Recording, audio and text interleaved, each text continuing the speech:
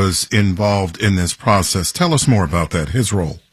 Right. On the first day of the strike, Murphy called both sides to negotiate under his watch, but he was clear that he wasn't just overseeing the negotiations, but that he was playing a substantial role, including considering giving state funds. The governor's office has not specifically said how much or confirmed that money will come from the state, but obviously anything that would be coming from the state budget would need to be approved by the state legislature.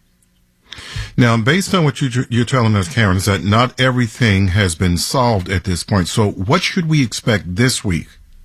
Right. Negotiations are continuing between the unions and the university, but they're going to happen in New Brunswick, no longer at the State House in Trenton. Students are back after a week off from classes. And once this tentative agreement is secured, that will then go to the members for a ratification vote. And then that could trigger retroactive raises. And I'm not sure how quickly that could happen. Karen Yi covers New Jersey for WNYC. She's keeping an eye on the Rutgers situation there. Karen, thanks for your reporting. Thanks, Michael. WNYC is supported by Drexel University in Philadelphia. Drexel's cooperative education program can help students explore a career, build a resume, and earn a salary all before graduation. More information at drexel.edu/ambition. Can't wait. City National Bank, which believes that business should be personal. City National's relationship managers are committed to knowing their clients' banking needs so they can help achieve their goals. More at cnb.com. This week on The Brian Lehrer Show, we'll keep taking your calls during this holy month for all three major American religions. Calls from Eastern Orthodox Christians on Monday, the day after Orthodox Easter. Calls from Holocaust survivors on Tuesday, that's Holocaust Remembrance Day.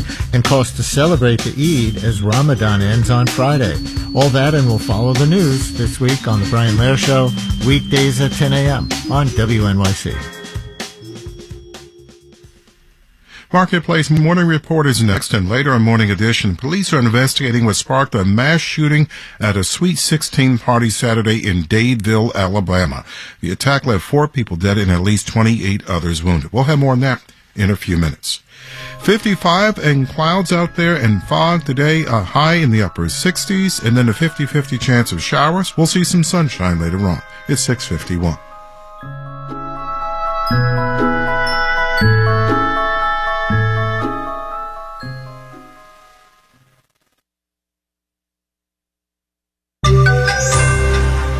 Return of the debt ceiling.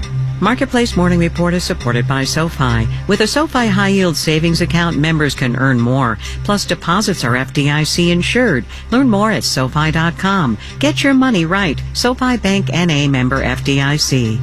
And by Angie, dedicated to helping homeowners get home projects not just done, but done well. Reviews, pricing, and booking at Angie.com or on the Angie app.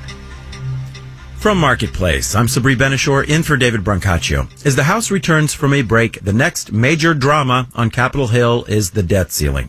House Speaker Kevin McCarthy is planning to lay out his case today for raising that ceiling, but in return, he wants the government to cut spending.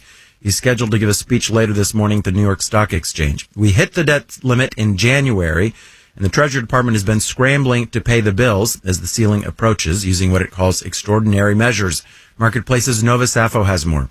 When announcing his plan to address Wall Street, Kevin McCarthy referenced a speech given by President Ronald Reagan in the 1980s, calling for less government spending. McCarthy said he's seeking what he called a responsible debt ceiling increase, which would include budget cuts. There is no doubt that the debt limit must rise. Experts say if it doesn't, the nation risks a potentially catastrophic default on its financial obligations, which could send the world economy into uncharted turmoil. But what is in doubt is whether the fractious Republican majority in the House can agree on how and what to cut from the federal budget in return for raising the limit.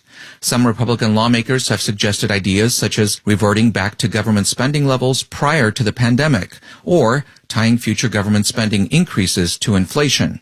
The White House wants Republican lawmakers to coalesce behind a proposal, while also saying that the debt limit should rise without conditions. The Treasury Department says lawmakers probably have until early June before a default. I'm Nova Safo for Marketplace.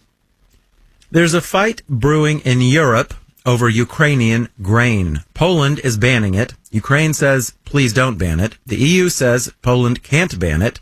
Officials from Poland and Ukraine are meeting today to talk about it. The BBC's Adam Easton has more from Warsaw. An influx of cheap Ukrainian wheat into Poland has caused problems for the Polish government. On the one hand, it wants to continue to support Ukraine, but it also needs to be seen to protect its own farmers, who are protesting against lower grain prices, especially because it relies on their votes to get re-elected in a few months' time. Polish officials insist the ban is an emergency measure, but is legal. The European Commission disagrees. Ukraine wants to re-establish the transit of grains through Poland, and officials from both sides are expected to discuss ways to solve the problem. That's Adam Easton with our editorial partners at the BBC. Let's do the numbers.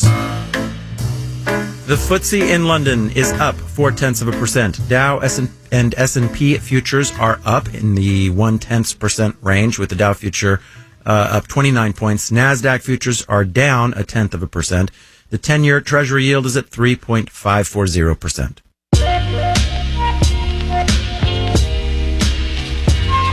Marketplace Morning Report is supported by UKG, an HR payroll and workforce management solution designed to help make a fairy tale workplace a reality. UKG, our purpose is people. And by Amazon Business, helping provide a smarter, easier way to get the supplies businesses need to thrive. Amazon Business, your partner for smart business buying. There's something both the Biden and Trump administrations seemingly agree on: bringing jobs back to the U.S. from overseas. The reasoning is pretty straightforward. Made in America is understandably popular among voters, and both administrations have serious concerns relating to China, both economic and national security related. So how have they tried to bring jobs back? Well, it's included tariffs on Chinese imports and subsidies for certain U.S. industries. But is that the right way to go about it? Adam Posen, president of the Peterson Institute for International Economics, says these types of policies can actually be self-defeating. He wrote about that in a piece for Foreign Policy magazine titled "America's Zero-Sum Economics Doesn't Add Up." He's with us to talk about it. Hi, Adam. Hi, thanks for having me. You basically argue that the emphasis under both the Biden and Trump administrations on bringing manufacturing production home has gone a bit too far. What are some of the policies that particularly trouble you?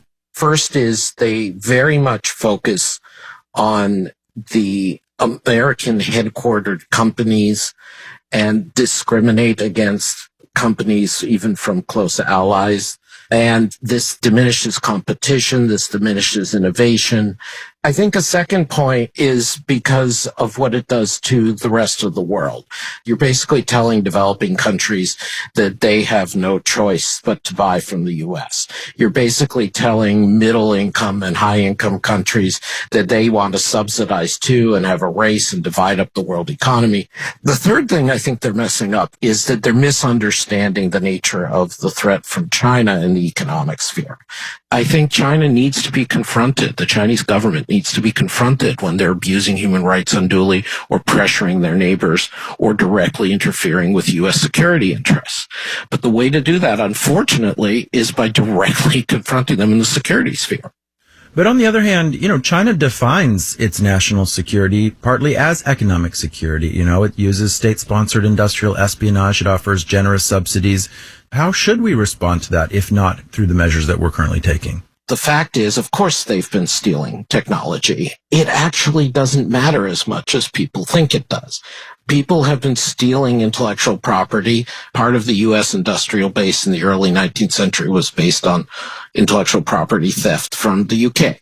This is the key point. The advantage of technology is not in its production, it's in its use. And the whole point of the Biden and the Trump view is that it's in the production, and this is a fundamental fallacy. So basically, we don't have to invent a technology in order to benefit economically from it. Yeah, the huge revolution in the information technology age in the 90s and early 2000s. What it was not that the U.S. had all the right hardware, let alone that we were producing the actual chips. What threw the U.S. ahead was the adoption and adaptation of these technologies throughout the economy. So we have just in our lifetimes a very real example of this kind of difference between production obsession versus adoption. Adam Posen is president of the Peterson Institute for International Economics. Thank you so much. Great to be on Marketplace. We've got a whole bunch more from that interview at marketplace.org. In New York, I'm Sabri Benishore with the Marketplace Morning Report.